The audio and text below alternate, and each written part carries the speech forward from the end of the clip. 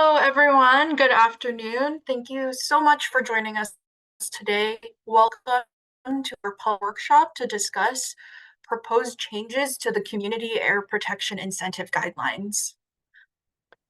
Hola y buenas tardes a todos. Gracias por acompañarnos el día de hoy. Bienvenidos a nuestro taller público sobre los cambios propuestos a las pautas de incentivos para la protección del aire comunitario.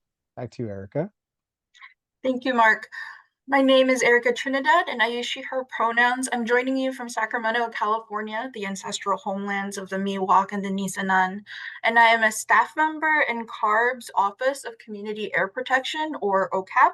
I will be facilitating today's meeting to introduce the Community Air Protection Incentive Guideline revisions. I'm joined today by the Community Air Protection Incentives team, including Adriana Smith, who will be presenting today, Kyle Goff, Cynthia Ortiz, and Audrey Adwar, who will be supporting us with today's presentation. Bien, mi nombre es Erika Trinidad. Soy aquí parte de la Tierra Ancestral Misanan. Soy parte del grupo de personal encargado de las revisiones de las pautas de incentivos del aire comunitario o OCAP, como se llama nuestra organización o nuestro equipo en inglés. Hoy me acompañan a Adriana Smith, que estará presentando el día de hoy, gerente del programa de incentivos, y nuestro equipo Kyle Goff, Cynthia Ortiz y Audrey Odwar, quienes nos apoyarán durante la presentación de hoy. Back to you, Erica. Thank you, Mark. Before we get started, I wanted to go over some reminders and logistics prior to our discussion. Y antes de comenzar, repasaremos aquí algunos recordatorios y logística. Back to you, Erica. Today, we will have Spanish interpretation available. We will begin our meeting shortly after setting up language interpretation for any Spanish speakers who join us today, as well as go through a brief Zoom orientation. Y hoy tendremos interpretación en español disponible para aquellos de habla hispana. Comenzaremos nuestra reunión en breve después de configurar la función de interpretación para idiomas para cualquier hispanohablante que desee acompañarnos el día de hoy. Y antes de hacerlo, realizaremos una orientación breve por medio de Zoom. Back to you, Erica. Thank you, Mark. We are now going to explain the interpretation functions that will be simultaneous to Spanish. If you are connected via your laptop or desktop computer, please locate the globe icon at the bottom of your screen when it appears in a few seconds. Then select the Spanish language. If you are connected from your phone, iPad, or similar device, look for the menu with the three dots in the upper right-hand corner of your screen and select Language Interpretation and then Spanish. Y ahora vamos a explicar las funciones de interpretación que serán simultáneas ahorita al español para aquellos que deseen escucharlo. Si nos acompaña a través de su computadora portátil o su computadora personal, ubique el icono de un globo terráqueo que aparece en la parte inferior de su pantalla. Luego seleccione su idioma Spanish o español. Si está conectado desde su teléfono, iPad o un dispositivo similar, busque el menú de los tres puntitos que aparecen en la esquina superior derecha de su pantalla y seleccione Interpretación al idioma o Interpretation y luego Spanish o español. Back to you, Erica. Thank you. For Spanish speakers, you will be able to listen to the Spanish interpretation at 80% volume, and the English audio will play in the background at 20% volume. You have the option to turn the English audio off by selecting Mute Original Audio, located in the same menu where you chose the Spanish language. Y aquellos de habla hispana podrán entonces escuchar la interpretación en español al vivo al 80% del volumen y el audio en inglés se reproducirá al 20% de volumen. De ahí, claro, tendrá la opción de desactivar el audio en inglés si así lo desea, seleccionando Silenciar audio original o Mute Original Audio, ubicado en el mismo menú donde eligió su idioma español. Back to you, Erica. Thank you, Mark. Since English and Spanish are happening simultaneously, you can toggle between Spanish and English slide decks. While viewing a shared screen, click on View Options and choose English or Spanish slides. View tip: hover your pointer over the boundary between the shared screen and participant's video until your pointer changes to a double arrow and you see a gray line separating both views. Click and drag the separator to adjust the size of each view. Thank you very much to everyone for your patience, and now I'll go over how you can participate and engage virtually in today's meeting.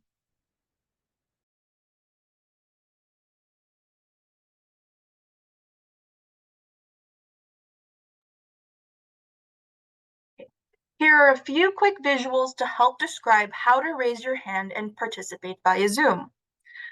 Click the raise your hand button, and when it's your turn to ask your question, the facilitator will ask you to unmute after you push the unmute button. Then you may begin to speak. You may also turn on your video so that attendees can see you. For those participating by phone, the following commands can be entered using your phone's dial pad while in a Zoom meeting. Press *6 to toggle mute and unmute, and #2 to raise and lower your hand. Then please state your name and affiliation when speaking.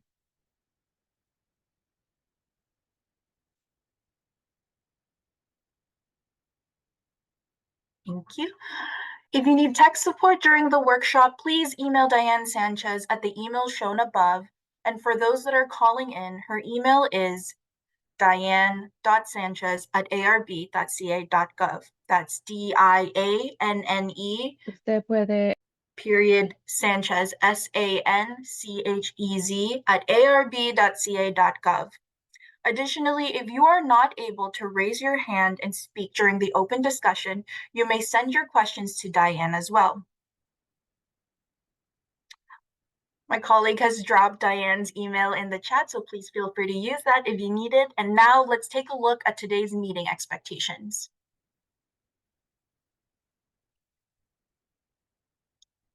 Thank you. For today's meeting, we ask CARB staff and attendees to follow a set of meeting agreements or expectations. The first agreement is that we will be respectful. Let's be kind to one another and create a space where everyone feels comfortable sharing their opinions and experiences. Second, we have take space and make space. If you're usually quiet, challenge yourself to take more space. If you usually talk a lot, be mindful to leave room for quieter voices. Listen to understand. Let's practice active listening to one another. And finally, we want to develop incentive strategies with equity in mind. Remember, equity is the idea that not everyone starts from the same place, and that some might have unique advantages and barriers. We want to recognize those barriers that exist in some communities in order to tailor strategies to meet their unique needs. Remember that we're joined today folks all over California, and each person's community is unique in their barriers and advantages. Different perspectives from various interested parties are important in this conversation. However, the focus for these meetings are on overcoming barriers that community members face as we transition to cleaner technology in our state. I want to open it up to our audience now. Thank you so much for joining us. If there are additional community agreements that you would like to propose, please raise your hand.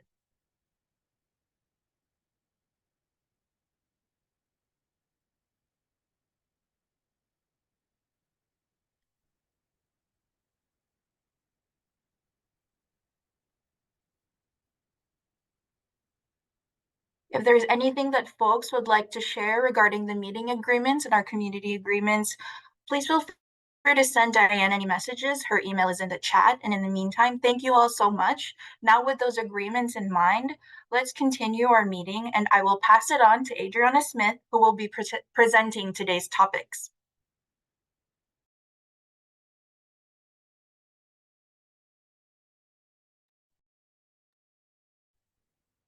Thank you so much, Erica. Now we can transition over to our presentation. As Erica mentioned, my name is Adriana Smith, and I'm with the Community Air Protection Incentive Program. So for today's workshop, we will begin with a reminder of the purpose of the Community Air Protection Program, which is to improve air quality in the most overburdened communities. We will frame our Community Air Protection, or CAP for short, incentives program in the context of Blueprint 2.0, which lays out several new pathways to expand support to all overburdened communities across the state. One of those important new pathways is to leverage CAP incentives program. We'll then move into a discussion on our revisions to the CAP incentive guidelines, followed by an open discussion where we will invite you to ask questions and provide comments on the presentation before moving to next steps.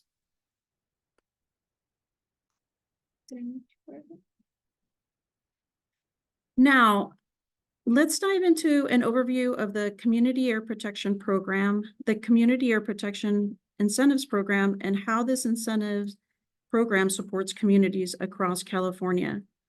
So in 2017, the California State Assembly Bill AB 617 granted the California Air Resources Board the authority to create the Community Air Protection Program, which is first of its kind statewide effort established for new actions to reduce air pollution in impacted communities. In addition to this, the legislature also appropriated funding to support these new actions to be able to address localized air pollution through targeted incentive funding, which formed the CAP incentive program. The community air protection as a whole is reimagining itself.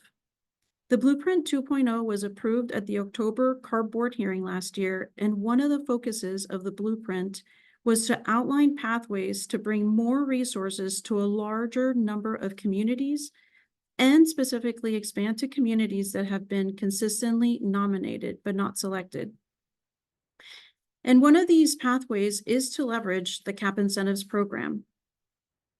We are proposing to support air districts by increasing the flexibility of the CAP incentive guidelines through new and updated chapters to allow communities statewide to benefit from projects that result from project plans. Now that we've shared an overview of the Community Air Protection Program, let's dive into some more details. This section will give you an overview of the Blueprint 2.0 and focus on CAP incentives as one of the new pathways to support communities statewide. Let's review the elements of the Community Air Protection Program. The elements required by law are on the left, highlighted in blue, and include the Community Emission Reductions Programs, the accelerated retrofit of pollution controls on industrial facilities, also called expedited BART, the community level air monitoring, enhanced emissions reporting and permit transparency, and lastly, grants for community groups.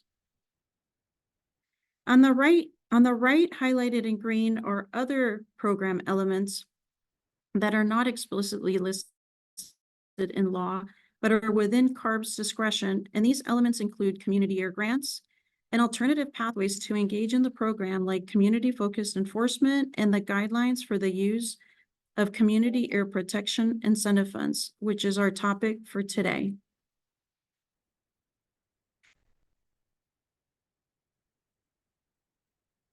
Moving on. The Community Air Protection Program was always intended to allow us to learn from the initial selected communities and apply those strategies in more communities. The focus of Blueprint 2.0 is to outline pathways to bring more resources to a larger number of communities, specifically to those that have been consistently nominated but not selected. CARB staff, with the help of air districts and in response to community self-nominations, have developed a list of consistently nominated communities. Consistently nominated communities are those communities that have been nominated by the air district, community-based organizations, or have been self-nominated to the program since 2018, which is the first year of the program. We will update the list of consistently nominated communities annually beginning in 2025. While we cannot engage with all the communities at once, we're proposing to begin to expand our efforts over the next 5 years to engage with representatives of these communities and to better understand their air quality needs and apply new pathways of support. These new pathways include actions like community-focused enforcement, outreach on community air grants, and lastly, and most significantly, increased flexibility for incentives. In addition, CARB remains committed to partnering with other state and local agencies to address community concerns. Again, we really want to emphasize the key role that CAP incentives plays in our mission over the next 5 years to expand support to communities outside of those currently selected for the Community Air Protection Program. The revised CAP incentive guidelines aims to do this through the addition of new and updated menu of projects that Air District may implement. Again, I would like to reemphasize the CAP incentive guidelines revisions provide a menu of options that Air Districts may implement. These updates will allow communities statewide to benefit from successful project plans that were developed for selected communities. We've essentially taken some of the most fruitful project plans that Air Districts have submitted and approved by CARB and modified them to ensure that they can be utilized by Air Districts to support communities across California. Now let's take a look at the milestones that CAP incentive has achieved so far.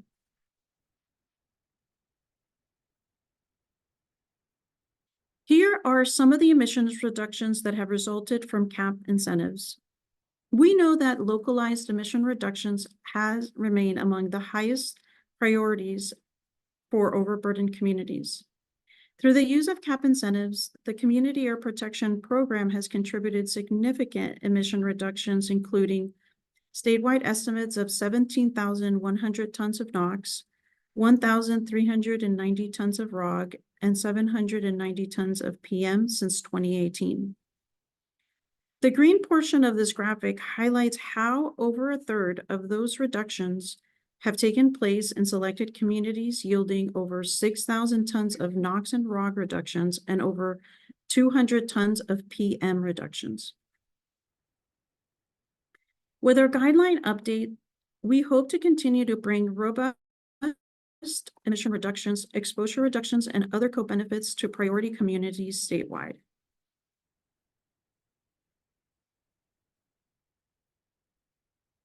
Here, I'll share some resources for community on CAP incentives. The first tool is our CAP Incentive Project Dashboard, which is an interactive tool to demonstrate projects funded statewide using these incentives. It allows communities to stay up to date on where air districts are spending this funding, what types of projects they've funded, and how much emissions have been reduced per community. Through this tool, you can see that of the $1.2 billion the legislature provided to CAP incentives, $465 million has been spent statewide, with about $184 million or 40% of those funds spent in selected communities. Another new tool we'd like to highlight is an online self-paced orientation on CAP incentives. This educational resource is designed with communities in mind and will help community members better understand how these incentives fit into with California Air Resources Board community focused work, who is eligible for this funding, what types of projects can be funded, and how to access CAP incentive projects in communities. These two tools can be located on the Community Air Protections Incentive webpage, which Cynthia Ortiz will be dropping into the chat for us. So now moving on to the process that we've taken with the CAP incentive guideline revisions. We began engaging with communities and air districts on our CAP incentive guideline revisions around July of 2023, where we shared concepts of new and updated incentive categories as part of the Blueprint 2.0 public workshops. From there, in August of last year through February of this year, we've continued to work in collaboration with air districts on the guideline revision. And then last month on February 19th, we released a draft of the CAP incentive guidelines for public comment. And then today here, we're hosting a public workshop to discuss draft language and take public comments. From here, we're looking to publish the finalized guidelines revisions next month in April.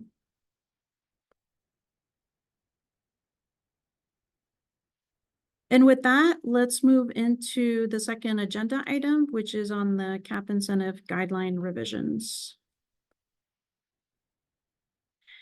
Here's an overview of the new chapters that we're proposing to add to the cap incentive guidelines. We will dive into details on the next 7 slides and provide what each chapter will accomplish.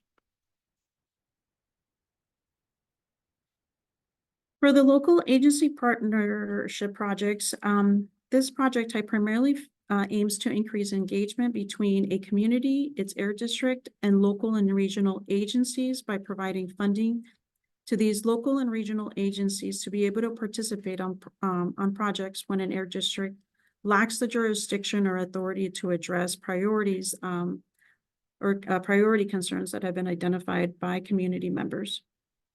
And the funding may cover up to 100% of the eligible project costs. Next, for dial-a-ride replacement projects, dial-a-ride services are an innovative transit service that provides door-to-door transportation within city limits, as well as extended to outer city areas. And this project type provides pathways for community-based dial-a-ride services to replace aging gasoline and diesel vehicles with zero-emission or plug-in hybrid alternatives.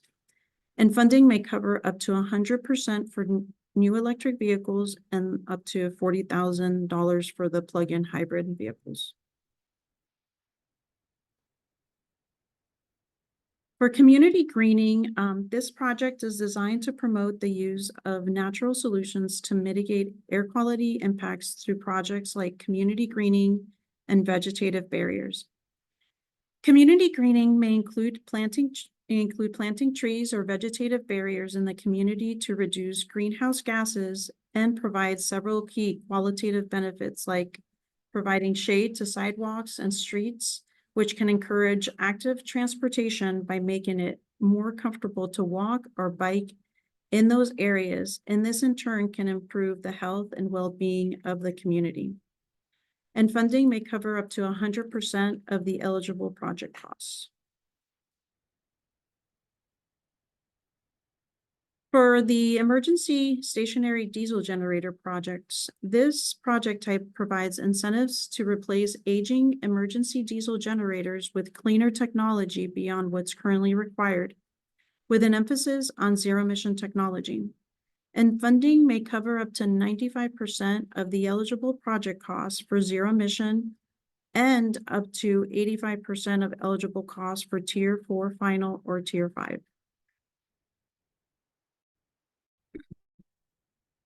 For paving sidewalk and bike path projects, this project type provides incentives aimed at reducing dust from paved and unpaved roads in the community through road paving infrastructure improvements. Paving of unpaved roads reduces PM emissions from fugitive, windblown, and activity-related dust in the region. Increasing the utilization of active transportation as opposed to driving an automobile also provides potential emission benefits. And funding may cover up to 100% of the eligible project costs. For alternative to agricultural burning, this project type includes incentives for farmers to use alternative methods of disposing of agricultural waste other than through burning, and instead reduce emissions from agricultural open burning of orchard and vineyard removals by incentivizing chipping and soil reincorporation, land application, or other methods as alternatives. Funding amounts per acre will be determined by the air district. And lastly, for the last chapter is the low dust nut harvester replacement projects. This type of project provides incentives for farmers to upgrade their conventional nut harvesting equipment with low dust nut alternatives. In addition to possibly replacing off-road diesel tractors, towing such equipment, or replacing such equipment with cleaner self-propelled integrated nut harvesting equipment. And funding may cover up to 100% of the eligible cost for new zero emission electric tractor and up to 80% of eligible cost for the harvester replacement.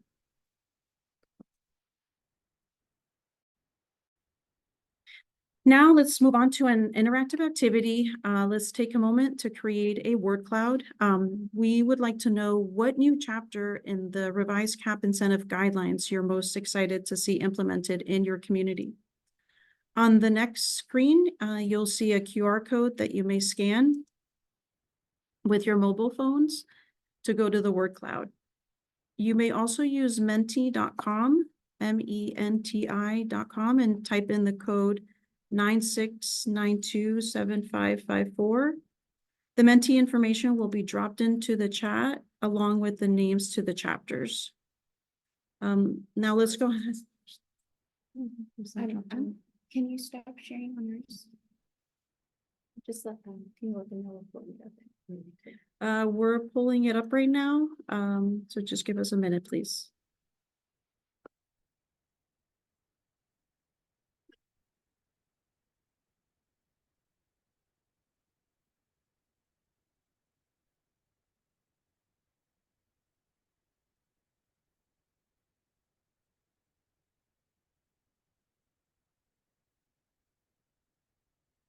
Would you repeat the instructions again?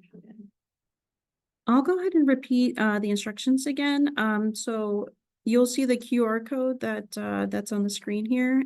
You can go ahead and scan that with your mobile phones to get on word cloud. Cynthia Ortiz has also dropped the Menti website along with the code into the chat, along with the chapters names. So I'll give everyone a few minutes to be able to fill out the word cloud. There's no code. The QR code doesn't pop up?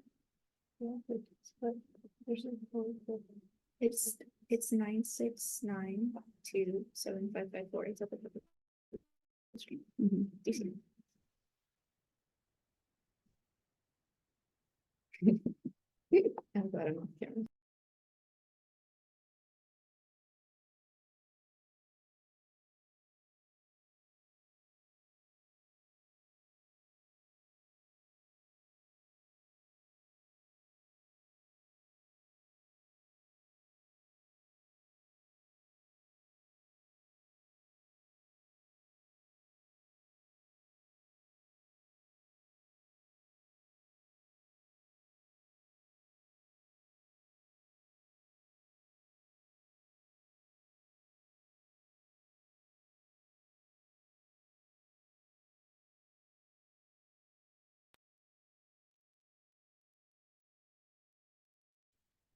Okay, I see that well, we're getting a lot of interest on community greening, alternatives to ag burning. And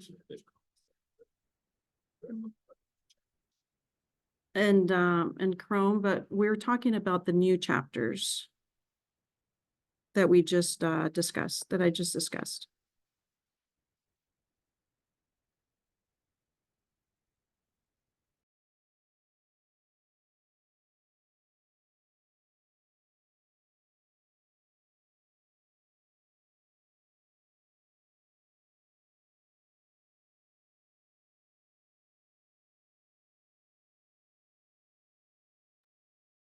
Wow, community greening continues to really stand out as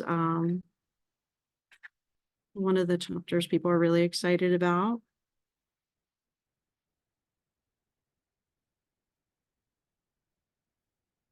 I'll give everyone one more minute.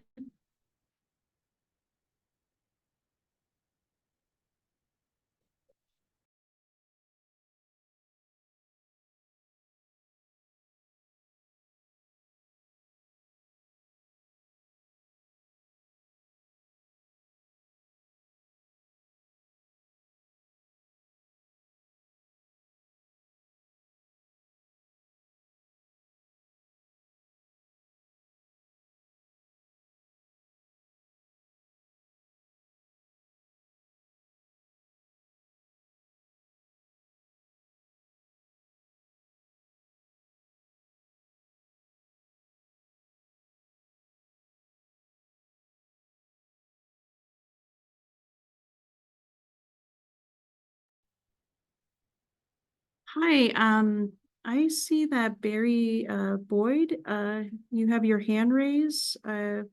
Just wanted to ask if you have any questions or comments related to the chapters at this time. We can go ahead and unmute you. Yep. Yeah, you are unmuted. There we go. The having difficulty getting logged in to the site when I put in the password 96927554, it is not allowing me in. What is your so what are you most excited about, Barry? Maybe you can just let us know verbally. Of the expansion of the boundaries for the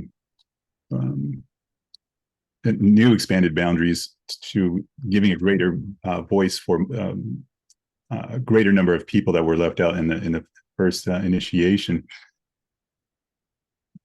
And I'm sorry, I came in a little bit late, so I am actually trying to catch up as well. Oh, we're going. I just discussed all the 7 new chapters that are being proposed in the cap incentive guidelines, and so we're asking which one of the chapters is like you're most excited about. I need a quick flashback of the list if you have it. It's can you please take a look at the chat? Nothing there. The hold on a second. Oh, here we go.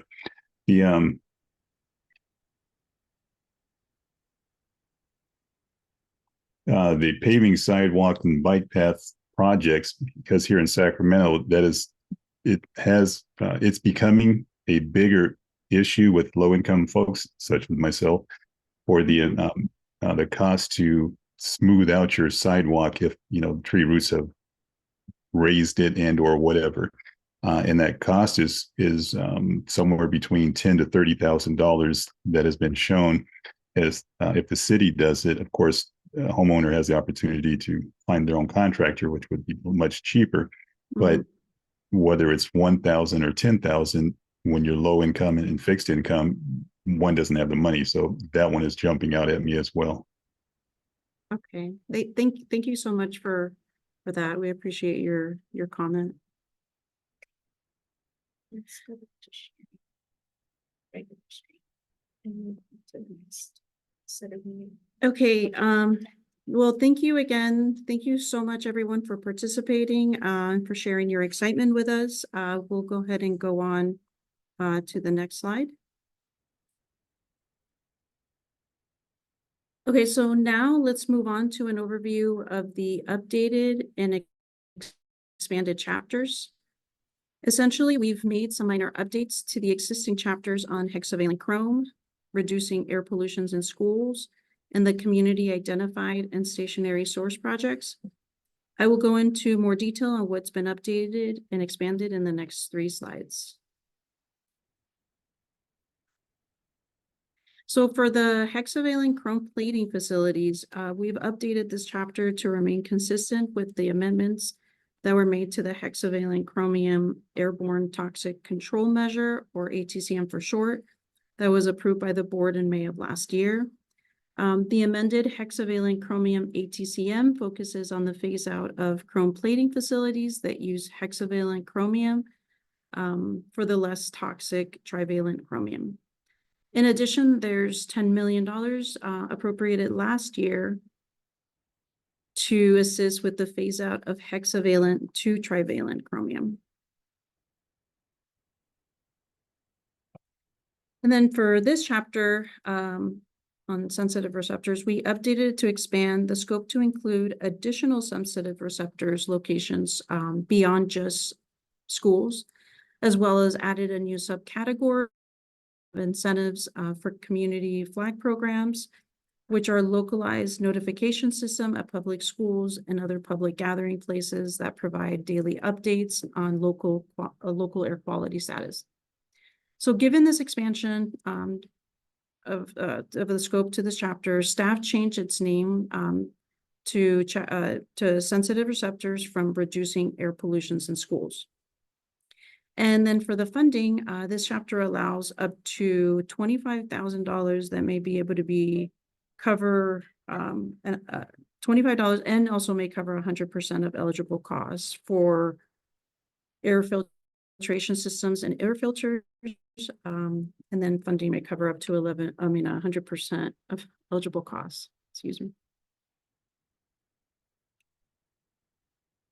And then now for this chapter, which is the community identified and stationary source, chapter 6, we've updated it to clarify and streamline elements to be able to provide for clear direction and assistance to air districts developing and implementing project plans they develop according to this chapter, as well as projects associated with stationary sources. Additionally, we split these two project sources into two separate chapters. And so chapter 6 will now be the community identified projects, and then chapter 7 will be focused on stationary source projects.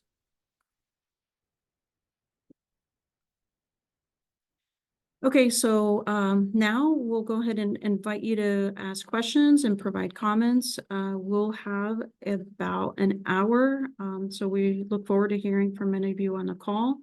Now I'll go ahead and pass it on to Erica Trinidad, who will facilitate our Q&A. Thank you. Thank you so much, Adriana, for that great presentation. Hello again, everyone. I'm back. If you would like to make a comment or ask a question, please use the webinar feature to raise your hand. For those using Zoom online, please click on the raise hand option on the Zoom navigation bar under the Participants tab. For those using Zoom on a mobile application, please click on the raise hand option in the More tab. For those who are participating by telephone, please be sure to press #2 and we will call on you accordingly. You may also email your question for us to read out loud. Go ahead and email Diane Sanchez. That's Diane, DIANNE, Sanchez, SANCHEZ, at arb.ca.gov. Cynthia just put Diane's email in the chat. So if you would like to email your question, please feel free to do that. Once your line is open, you can begin to speak. Please state your name and affiliation first before providing a comment or asking a question.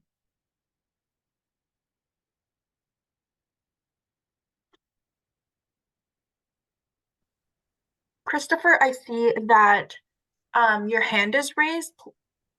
Sure. Chris Chavez, Deputy Policy Director at Coalition for Clean Air, as well as a member of the Wilmington, Carson, and West Long Beach AB 617 Community Steering Committee.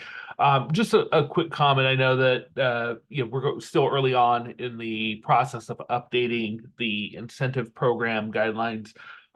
Just one thing I wanted to mention is I know in at least the South Coast implementation back in 2021, the South Coast AQMD, to their credit, did a participatory budgeting exercise, which really was helpful in getting a perspective in what the community steering committees were prioritizing.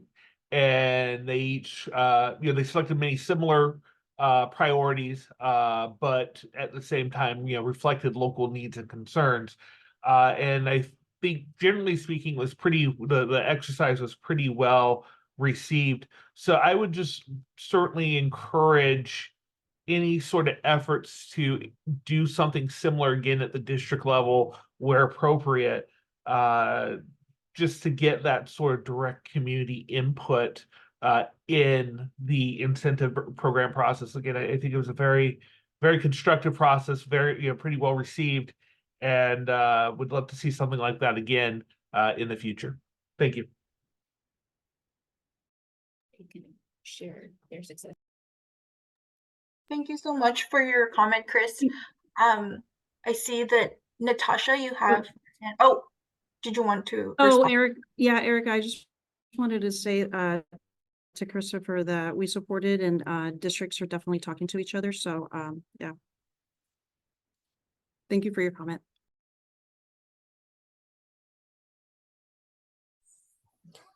Can you hear me?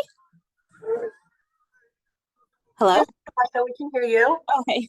Hi, I'm Natasha Falgren. I'm the consortium manager for the Healthy Start Enhanced program in San Bernardino County with Global Communities. And earlier, you had spoken about nominated communities and overburdened communities. And those links that you provided earlier, is there a list of those communities that I can see?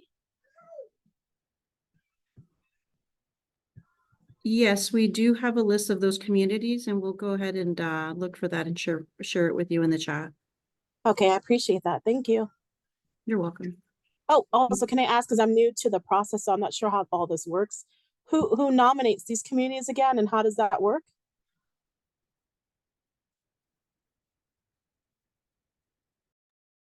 All right, 1 second. We have our branch chief, Femi, who can answer that, Natasha. Yeah, I don't. Okay, just wanted to make sure you can hear me. All right. Good afternoon, everyone. My name is Femi Olaloy. I'm chief of the community planning branch, so I oversee these grants and incentives. We do have a process for selecting communities, so that is something that we will also provide a link to as well. But communities are generally selected after they're nominated by a community and by their applicable air district. So I won't go into too much detail, but that is definitely something that is better described on our website, and we can definitely follow up after this meeting if there are additional questions on that process. But we'll provide a link here that kind of provides a lot of detail in how we approach that and how we're moving forward and kind of in our program generally, and how we're addressing communities, particularly those that have been consistently nominated throughout the years.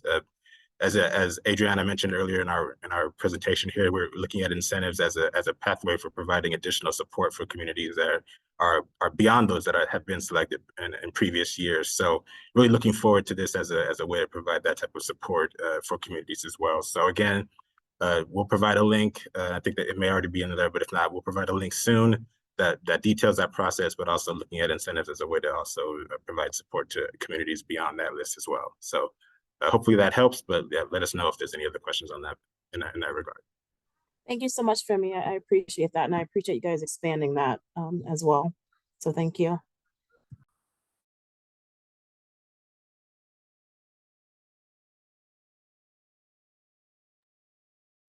Thank you so much. Herman, I see that your hand is raised. Did you have a question or comment? Hi, this is Herman Barahona with the Sacramento Environmental Justice Coalition. I'm curious about what the process is. What's the acceptable practice to do community outreach for these incentives? We definitely would like to expand the possibilities for communities to be included, especially for the stationary sources that we're concerned about here in Sacramento. Who has oversight over how outreach is conducted? Hi, Edmond. Thank you so much for your question. That's a really great question. And 1 second here, let me stop some feedback. All right, thank you. So I would say that when it comes to the outreach on the CAP incentives, since it is the air districts that are typically implementing or that do implement the CAP incentive guidelines, they they develop the projects and applications. It's typically the air districts who would go ahead and conduct that outreach. However, if there's any way that CARB can help support the air districts in their outreach, we're happy to do that. Our CAP incentives teams here is always happy to go out to the community members, to their different community meetings, for example, not just community steering hearing meetings, but other meetings as well, and kind of present and give a high level overview of what we can do and what our menu of projects are, and work together with the air districts to, get that information to the community members and hopefully disseminate that so that folks are aware of what they can apply to when the air districts do present those applications for project types.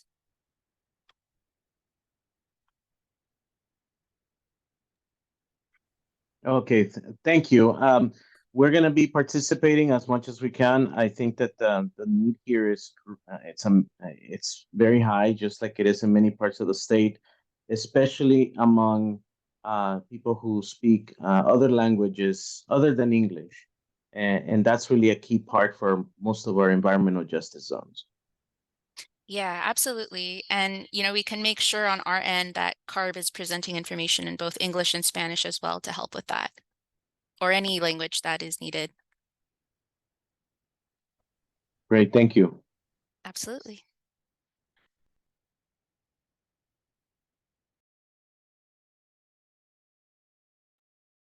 Thank you so much, Herman. I see, Barry, that your hand is raised if you had a comment or question for our awesome incentives team. Yes, I do. Thank you. Sorry, I wanted to follow up on what Herman Barona just stated.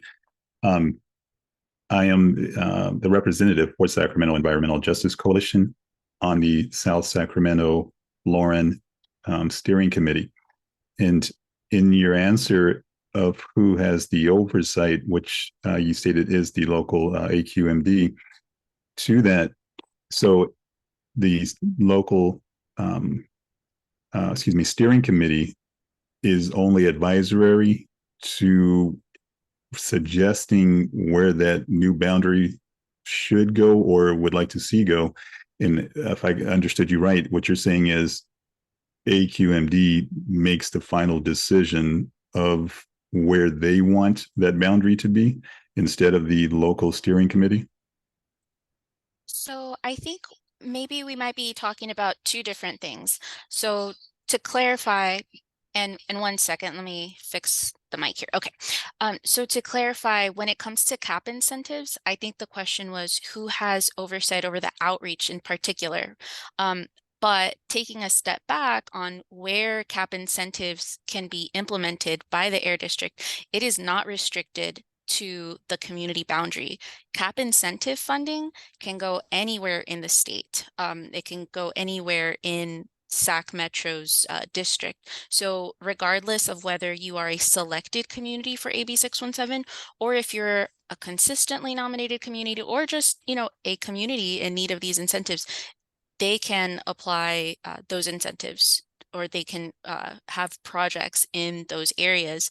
The only restriction is that in the chapters that Adriana presented earlier, to have a community identified project, you must be an AB 617 community. However, the reason we have so many new chapters now is because we want communities that are not necessarily in a boundary to be able to take advantage of those.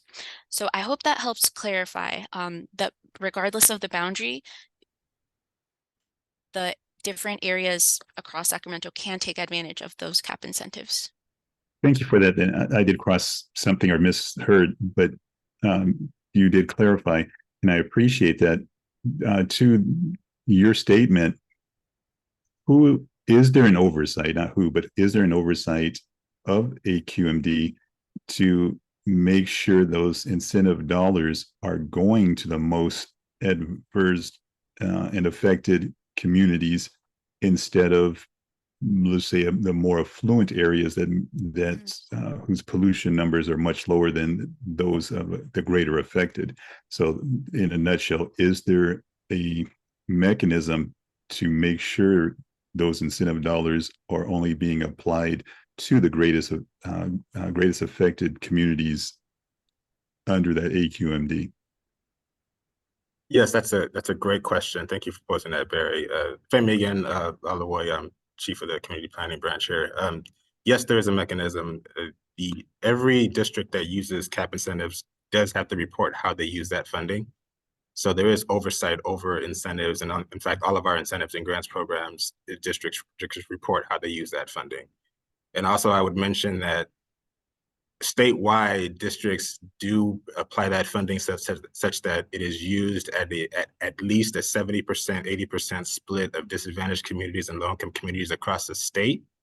I'll also say that districts have exceeded that number consistently across the program for the entirety of the program. And in fact, for this past fiscal year, they are at over 94% using it in disadvantaged communities and low-income communities. So they are consistently surpassing that limit of where we like them to be in terms of using that incentives in those communities that in our priority population. So that there is oversight over how that funding is spent. And we are very adamant about how that money is spent. And we do actually pay very close attention to that. So thank you for raising that. It is something that we do pay a lot of attention to and intend to continue to do so. Thank you. I appreciate that. Thank you so much, Barry. Jose, I see that you have your hand raised. We have unmuted your line and you are free to speak. And please remember to state your name and affiliation.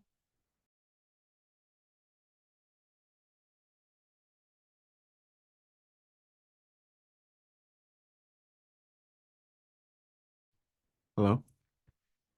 Hello.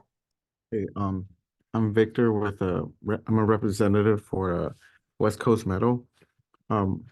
We're a hex chrome plating shop, and we were just wondering, how would you classify whether you're a small shop or other?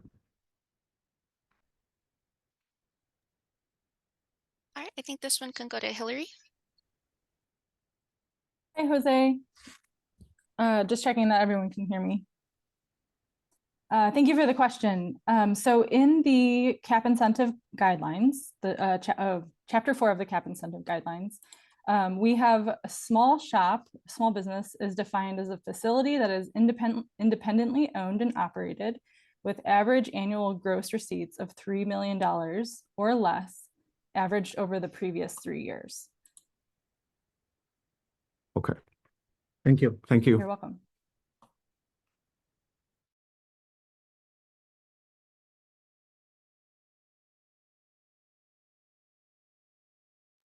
Thank you so much. Lala, I see that your hand is raised. Please feel free to unmute and begin to speak. Yeah, can you hear me? Hello? Yes, I can hear you. Yeah, thank you. My name is Dr. Lala Gamirov-Nost. I register my company. My question is, if in your program there is special place for how to decrease the heaviness of any kind of cars or trucks. We know that battery packs very heavy. If there is any new program or incorporated technology which can reduce the oil pressure which trucks now having, especially on tire, and that pressure on the tire produce really very dangerous. We know that particles, it is really very dangerous. So is there is any side of the work which looking to lighter trucks? Thank you.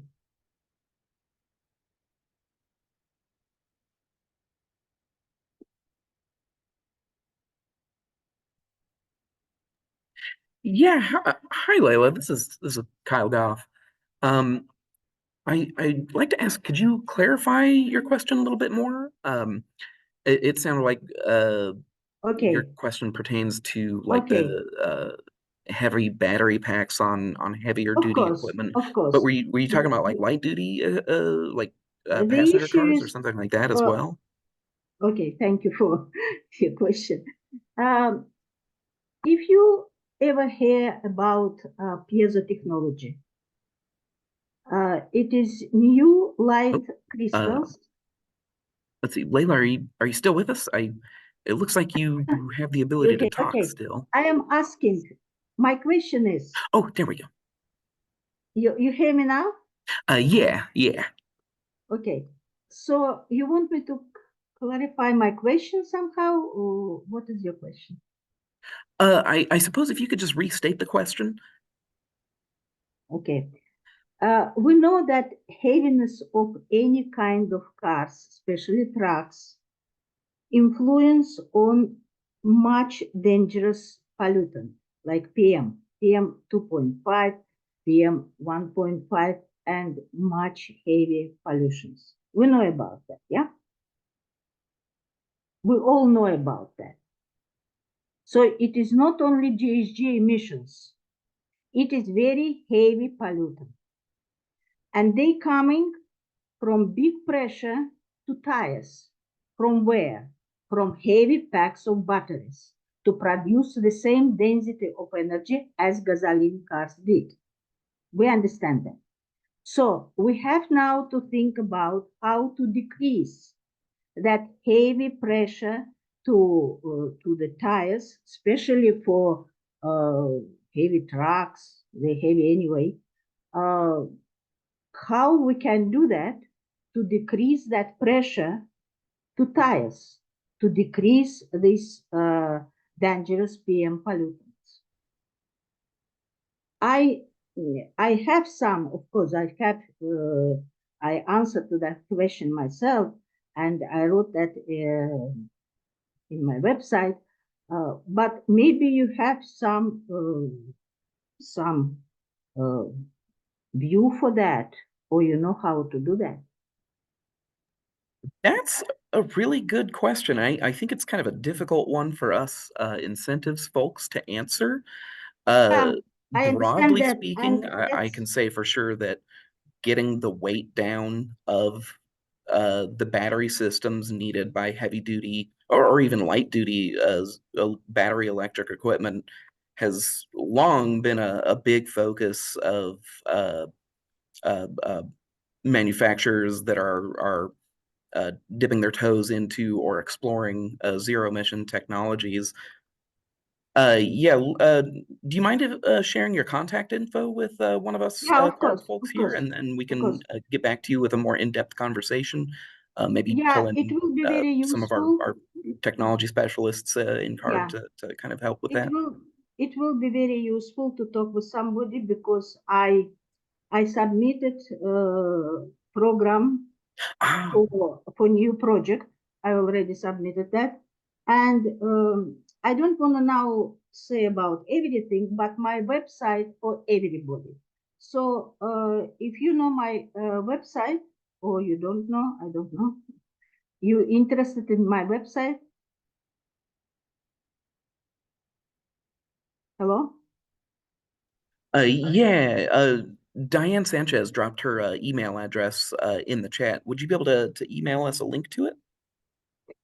If you know my email address, of course, if you contact me, I can show you everything.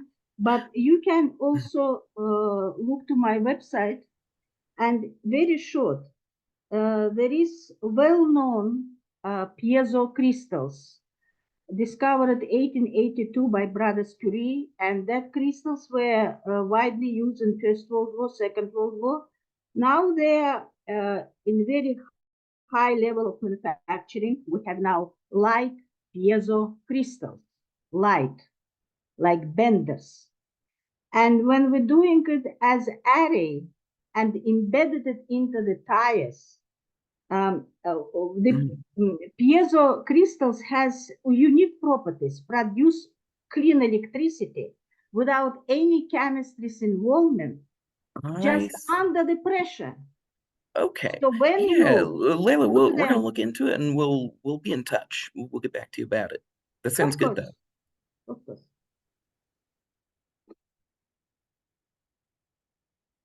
Thank you so much, Lala, and thank you, Kyle. I'm wondering if anyone else has any questions or comments for our awesome incentives team, or have any comments about the guideline revision. We are here. We're all here.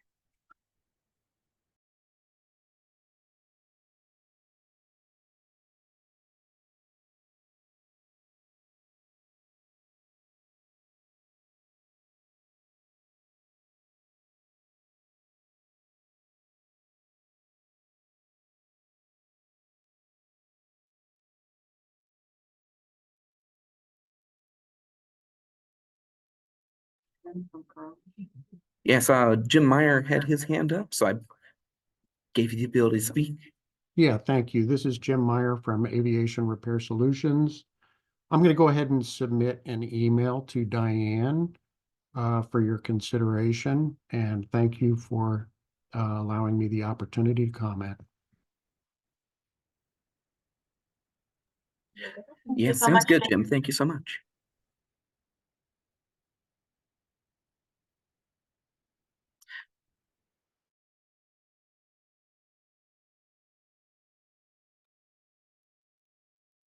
Alrighty, folks. Thank you so much to everyone that asked questions and provided comments. Sorry, Erica. One hand is Oh, up. yeah, I see that. Erman, I see that your hand is up. Please feel free to unmute and share any comments or questions that you have. Yes, thank you. Just for clarification, do the incentive dollars, can they be used for hybrid used vehicles?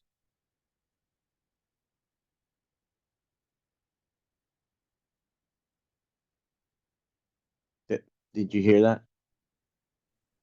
Yeah, it's going to depend on the project category that you're talking about. For dial-a-ride services, for example, we do allow eligibility for up to $40,000, I believe it was, for the purchase of plug-in hybrid electrics. Yeah, so it's going to depend. I see. So it would have to be a big agency to purchase a fleet of hybrid vehicles under the incentives program. It can't be used for, say, to incentivize people in an environmental justice zone.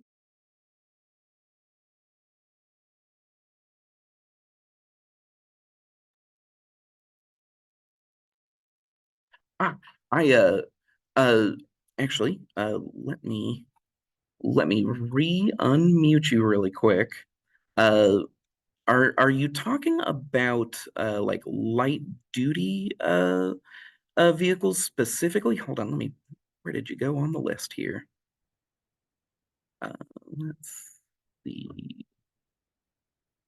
Here we are. There you are. I have you unmuted again.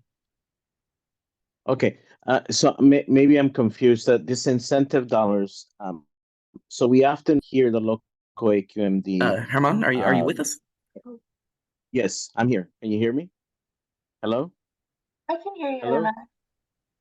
Okay. Maybe they're kind of figuring out their side. Let's give them a minute. Yes. Quick technical difficulties over here. 1 second, Herman. Thank you for your patience. Sorry about that. Hi, Herman. So for the dial-a-ride replacement projects you asked whether hybrid used vehicles would be eligible for funding, and no, the chapter only allows for new hybrid vehicles.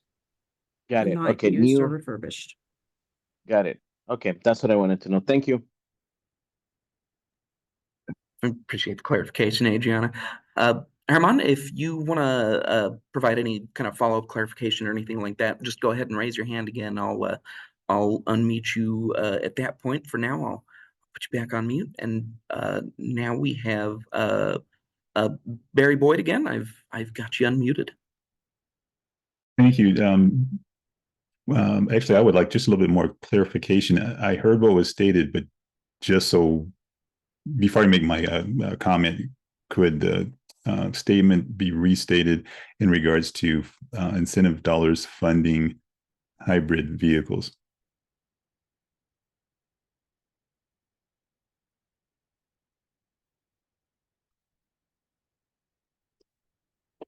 Can you guys hear me? Oh, we can. Sorry about that, Barry. Conferring amongst ourselves here. So Barry, this is Adriana. I can go ahead and just clarify. So the dial-a-ride services replacement projects, like I mentioned in the presentation, they provide door-to-door services like within the city and also extending out outside of the city limits.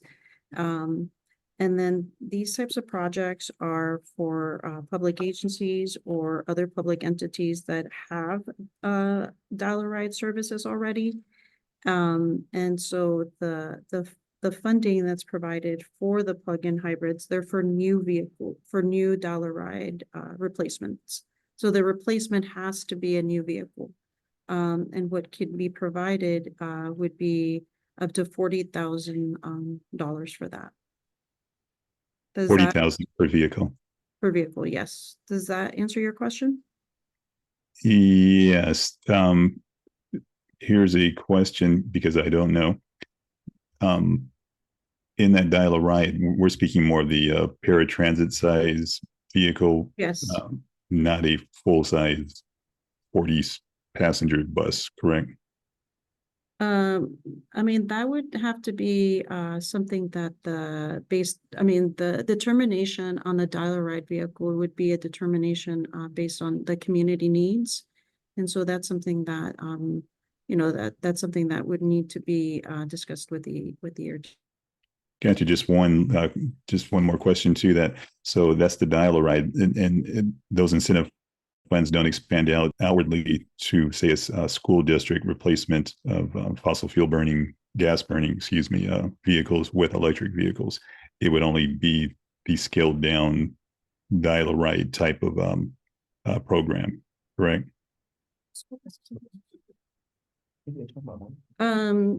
So are you asking now if public school bus projects can be funded? Is this a different question? Yes, I'm asking, are they able to be funded? Yes, public school buses are able to be funded using cap incentives, and they could follow the Carl Moyer program guidelines. And is there a cap on the dollar amount as there is with the smaller dial-a-ride vehicles? I'm gonna go ahead and pass that question on to Kyle Goff. He's very familiar with the school bus chapter in Moyer. Thank you. Yeah. Thanks, Adriana. We didn't want to get too much into the weeds on kind of existing eligibility for cap incentives. But cap incentives have always been able to be used to fund any project eligible under the Carl Moyer Incentives Program.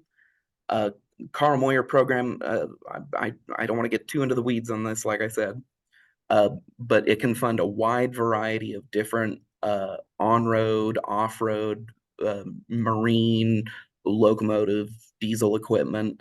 And that does include school buses as one of the eligible subcategories for on-road equipment over there.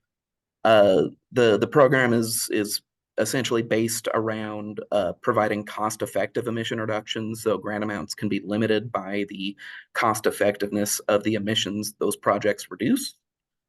Does that answer your question, Barry? There's a wider world essentially of eligibility through that program. Yes, it does. I wasn't aware that the school bus part of that fell under the Carl Moyer program. I knew of the off-road, the marine, so forth, so on vehicles. I wasn't aware that the school buses were also part of that not implementation, but opportunity. But thank you. Appreciate your answers. Yeah, absolutely. Happy to help, Barry. Thank you so much for your questions, Barry. Rafael, I see that your hand is raised. We will be unmuting your line. And please remember to share your name and your affiliation.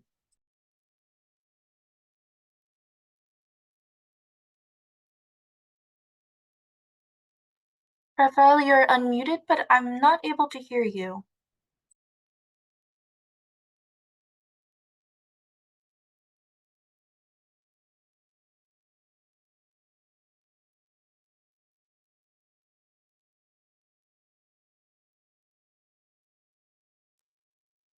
Kyle, Adriana, can you hear Rafael or, oh, they put their hand down. Yeah, I cannot hear them. Yeah, Raphael, if you're able to get your mic working at some point, or maybe if you want to put your question, if you want to email Diane with your question, we can sort of read it in real time once you send it. In the meantime, I'll re-mute you. But put your hand back up if you want to contribute.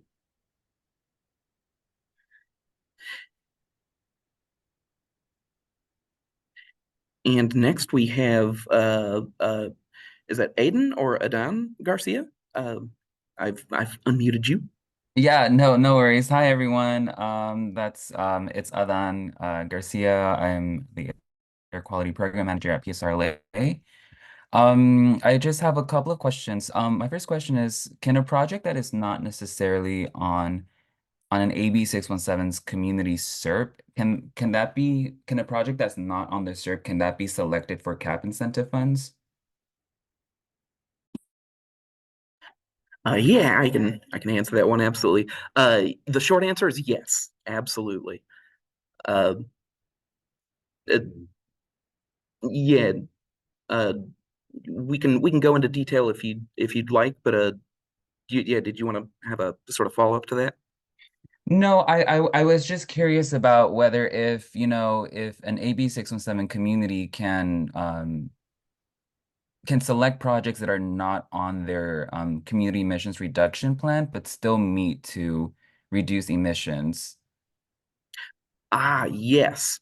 So, for example, any of the projects we're putting in the chapters, any of the new chapters we're adding, any of the existing chapters we're expanding, Moyer program eligibility, none of those projects are restricted just to being within selected communities. Yeah, or what your selected community has in its SERP specifically. Okay. Yeah, if I have a concrete example of how that would look like for South LA, that would be I can email the individual's person that I have their email here. And then my second question is, are there examples of AB 617 communities that have utilized CAP incentive funds and maybe just understand for my sake, just to kind of understand the process of, project selection, implementation, what did that community go through to identify that project? Yeah, that's a good question and a fairly big question as well. To keep things short, I think. So any of those projects that I mentioned in the existing chapters, the new chapters, Moyer program. I want to interrupt here because I think so. Thank you for that question. I think it's a fantastic question, and I want to use it as an opportunity to highlight a project that is fairly recent that actually we will be highlighting fairly soon. We're looking at kind of some more multimedia ways of actually explaining some of the ways that this program does serve some of our communities, particularly some of the selected communities. So a good example of what you're talking about, Adon, is a community in Imperial in our Heber Calexico community that did a paving project where the community came together to select that as in their community emission reduction program. Paving as one of the examples that they really wanted to address in their community as something that is really important. And I think one of the things that is easily overlooked, particularly for some of us who are fairly used to having paving as something that we take for granted, communities that don't necessarily always have access to that, it's something that's very important. So the community really raised that as a priority, as something that they wanted to address. So it's a fairly recent project that was recently done. I think it's in the city of Heber, particularly, and again, in the Imperial District. So that is an example of where the community CSC got together, decided that paving was a priority that they wanted to do. It's an incentive project that again is recently done in that particular community. And again, we will actually be working on a video to actually show how that process was done and kind of have the community actually speak to it themselves in that particular process. So looking forward to actually kind of showing you all a form of kind of how this program works, kind of from start to finish, and seeing kind of how the incentives can play a role in working with the community, working with the district and CARB, and really providing some of the results that we're looking for in our communities and part of these discussions, these conversations. So really looking forward to that. Thank you for that question. And again, we'll make sure that you're all aware of when we actually are able to make that type of information in that video public for you all to see. That sounds great. Thank you so much. All right. I have a question here on email. So the question is on the switch from Chrome. So so this question is coming from Rafael Leal, and his question is, what financial incentive is there to switch from Chrome 6 to trivalent chromium decorative plating? And so I think that might go to Hillary. Yes, thanks, Diane. Thank you for the question, Raphael. We have outlined the requirements for that transition in Chapter 4 of the incentives guidelines. Diane, you have Raphael's email address, is that right? You just said he sent an email. So we can follow up with a link to these guidelines for you to review, Raphael. There are two pots of funding as a summary, though. There are two pots of funding available for the transition from hexavalent chromium to trivalent chromium, or an equally health protective alternative. And so there's the CAP funding, and there's also funding from the legislature. And that funding is only available for distribution through 2026, with final payments being made by 2028. So that funding is available for much less time than the CAP incentives funding. But the terms for both funding paths are pretty much the same. So that funding, we're working with the air districts now to make that funding available through your local air district. So you'll work with your local air district to apply for the funding, and you'll work with them to receive the funding as well.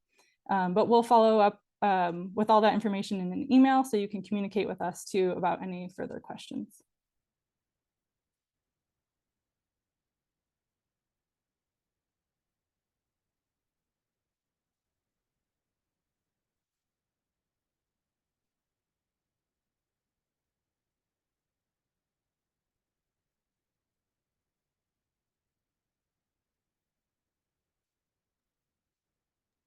We've got a hand raised now by from John Kopp. John, I've got you unmuted.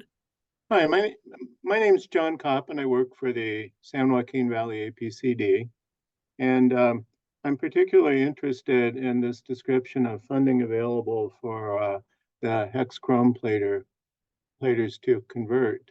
And I'm curious, do you also have any funding for making improvements to existing hex chrome platers that want to stay with hex chrome, like for improved scrubbers or different chemicals that they use for their plating? That is a good question.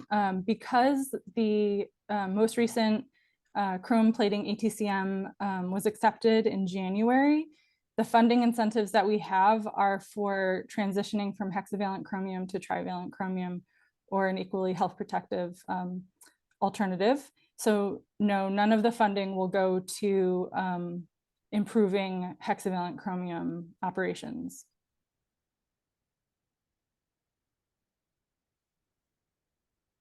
And for the trichrome platers, is funding available for both the decorative and the more industrial heavy chrome platers, or are we focusing on decorative? So initially, the early funding will likely be mostly going, the early funding will likely go mostly to decorative chrome plating facilities, because trivalent chrome is a technology that they can transition to at this time. CAP incentive funding, though, is available for longer into the future than the legislative funding. And so that funding could go to a hard chrome plater or chromic acid anodizer if they are willing to transition at least one of their lines to trivalent chromium or an alternative technology. One of the things that we will be adding to the guidelines that aren't in there now is more about those chrome platers being able to use the funding for research into alternative technologies. So that is a good question. And yes, as the technology is now trivalent chromium the funding will likely go to mostly to decorative platers, at least the early legislative funding. But it is available for hard chrome platers as well. It's just that, you know, they have to be willing to transition at least one of their lines.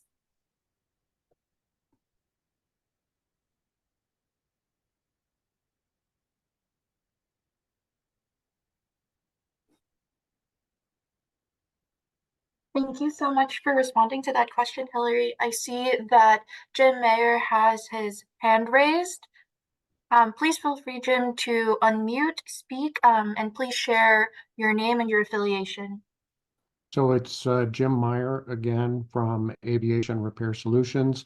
And just following up on that information that Hillary just provided relative to substitute processes for hard chrome platers to switch to.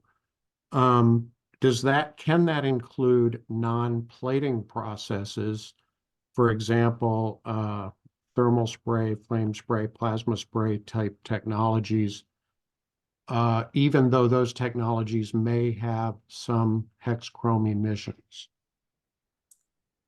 That is a good question, Jim. I am not sure about that at this time. I don't know if Greg, if you're on the line, if you could weigh in. Otherwise, we could follow up with an email.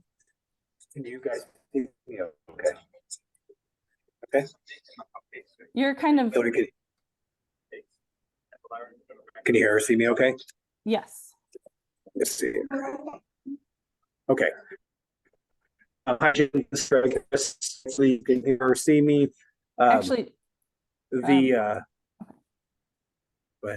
you were cutting in and out a lot. I don't know if others were experiencing the same thing, but it seems like you're clear now.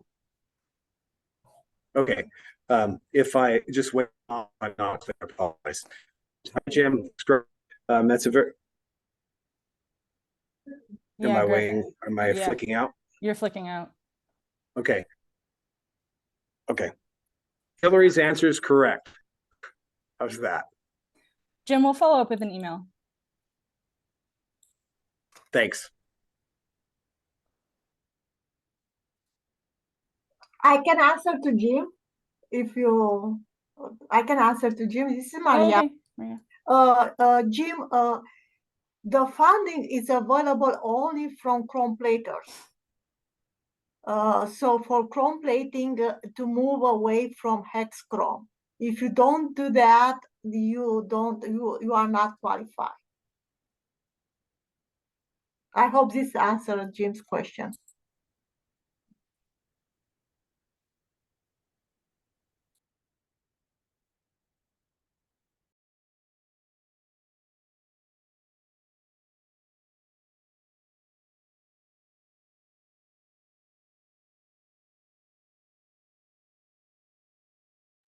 Sorry, your hand was raised again, Jim. I got you unmuted one more time here. I appreciate the answers. There is no trivalent solution for hard chrome platers that work on aviation applications. So if there is going to need to be a transition away from hex chrome plating, then the alternative technologies available even close, and they're not completely available, are spray technologies, which will also have chrome emissions. In some cases, maybe more emissions. So I'm just wondering what to do because my business is banned now. And, you know, some of the applications that we work on are firefighting aircraft for the state of California. So CARB really needs to get their arms around this, not just because of the damage to businesses, but also because you're kind of shooting yourselves in the foot. Thank you.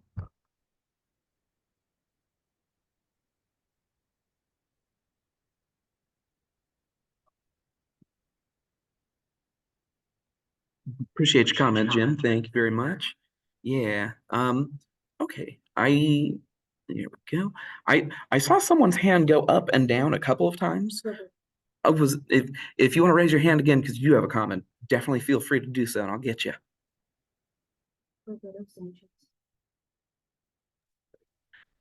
Roberto, I see that your hand is raised. Please feel free to unmute and share your comment or question, and share your name and your affiliation. Thank you so much. Hello, my name is Roberto Sanchez. I'm with Sanchez Publishing. We do chrome metal plating. And my question is this. We are not 100% sure that we would like to convert from the hex chrome to the trivalium. If we were to choose to stop offering that service, in other words, eliminate the chrome plating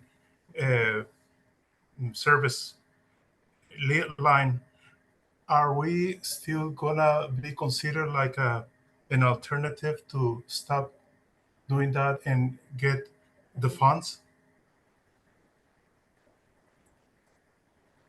Hi, Roberto. Thank you for that question. So the funding, so in short, no, the funding is for the transition from hexavalent chromium to trivalent chromium or another health protective alternative. So if your business decides to stop offering hexavalent chromium completely and you don't intend to transition, then there is not funding to, there's not funding to just stop chrome plating with hexavalent chromium. Okay, thank you for your answer.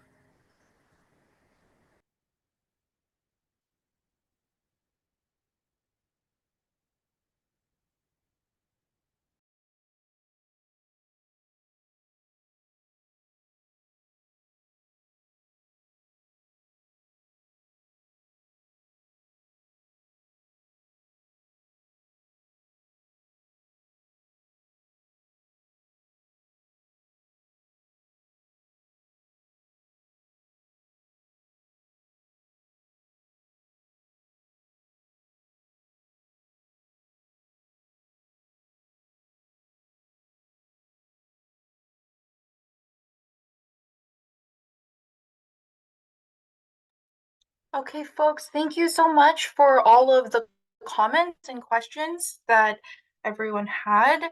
Again, if there are any additional questions or comments that you all would like to share with our incentives team, Diane Sanchez's email is in the chat. Please feel free to send her an email. I'm going to pass it back to Adriana to help us with our next steps. Thank you so much, Erica.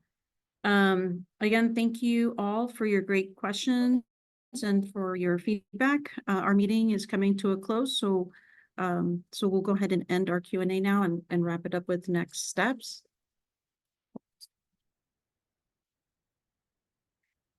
The next slide. So thank you again, everyone, for today's productive conversation. We want to thank all our participants for being with us this evening. We are so appreciative of the time you took to share your comments, your concerns, and your ideas. I'd like to go ahead and go over some next steps before we conclude.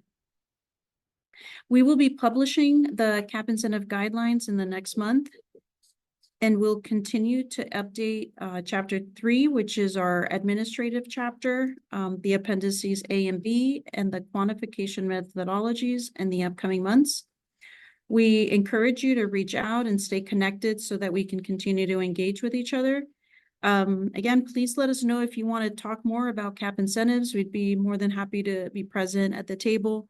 And lastly, our team's contact email will be shown in the next slide.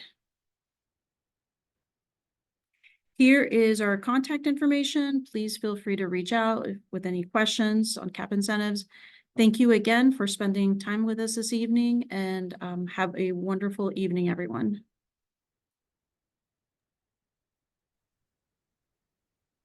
Thank you, everyone. Goodbye. All right, Kyle. You can go ahead and close out.